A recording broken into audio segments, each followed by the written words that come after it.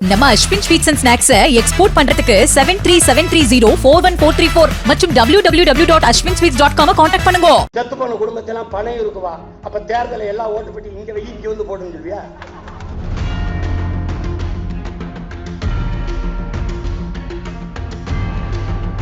பண்ணையாரு கூட பஞ்சாயத்துக்கு வருவார். பனையூர் பஞ்சாயத்து என் வீட்டுல தான் ஆலமரத்துக்கே வரமாட்டேன்,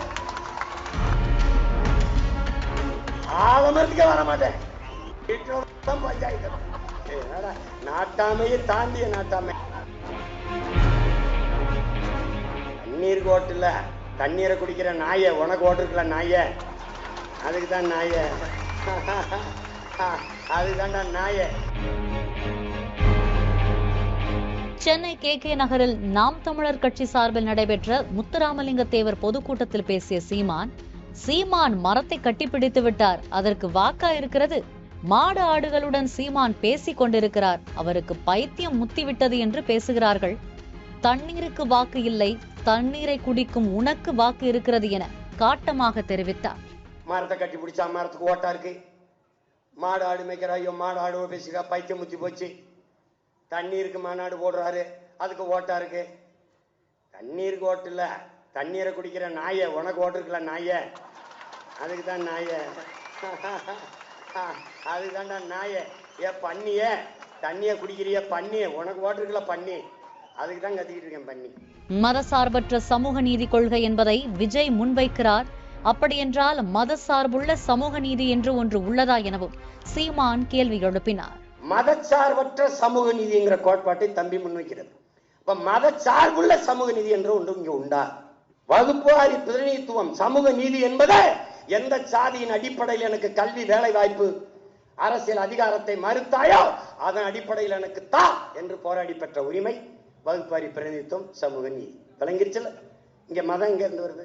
மத சார்பற்ற சமூக நீதி என்றால் கிறிஸ்தவ இஸ்லாமியனுக்கு இடஒதுக்கீடு இதுல இருக்கா இல்லையா?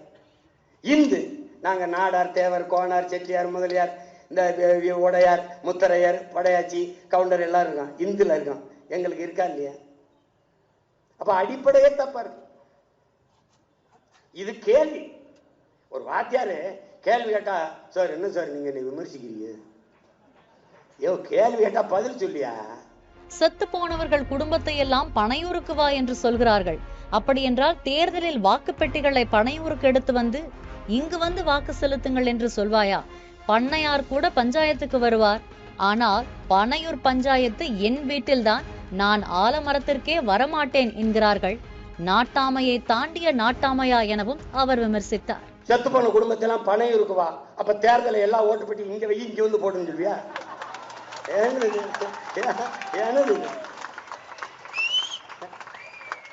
பண்ணையாரு கூட பஞ்சாயத்துக்கு வருவார். பனையூர் பஞ்சாயத்து என் வீட்டுல தான், ஆலமரத்துக்கே வரமாட்டேன், ஆலமரத்துக்கே வரமாட்டேன், வீட்டுலதான் பஞ்சாயத்து. நாட்டாமையை தாண்டிய நாட்டாமை. பிஜேபியை எதிர்த்தேன், கிறிஸ்தவ இஸ்லாமிய கைகூலி என்றார்கள். திமுகவை எதிர்த்தேன், RSS பிஜேபி கைகூலி என்றார்கள். விஜயை நான் எதிர்க்கவே இல்லை, சில கேள்விகளை முன்வைத்தேன், அவ்வளவுதான். அதற்கு பதில் இருந்தால் சொல்ல வேண்டும், இல்லை என்றால் போக வேண்டும் எனவும் சீமான் குறிப்பிட்டார். இப்போ பிஜேபி எதிர்த்தேன், நான் கிறிஸ்தவ கைக்கூலி, இஸ்லாமிய கைக்கூலி, ரெண்டு பேரும் சல்லிக்காசு கூட கொடுக்கல.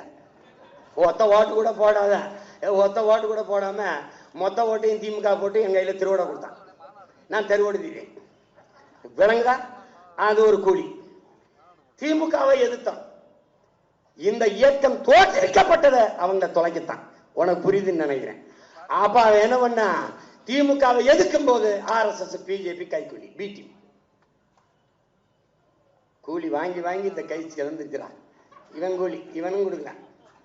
இப்போ விஜய் அவர்களை எதிர்க்கல.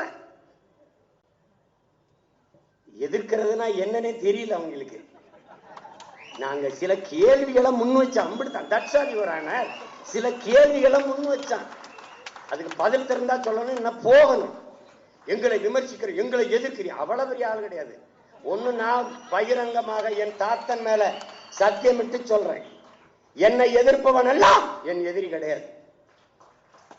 நான் யாரை எதிர்க்கிறனோ அவன் தான் என் எதிரி. எனக்கு நண்பனாய் இருக்க உனக்கு ஒரு தகுதியும் தேவையில்லை. ஆனால் எதையாக இருக்க உனக்கு நிறைய தகுதிகளை வளர்த்துக்கிட்டு வரணும். பாலிமர் செய்திகளுக்காக செய்தியாளர் மகேந்திரன். நம்ம Ashwin sweets and snacks export பண்றதுக்கு 7373041434 மற்றும் www.ashwinsweets.com கான்டாக்ட் பண்ணுங்க. பிளே ஸ்டோர் மற்றும் ஆப் ஸ்டோரில் இருந்து பாலிமர் செயலியை QR கோடு மூலம் பதிவிறக்கம் செய்யுங்கள். செய்திகளை உடனுக்குடன் பெறுங்கள்.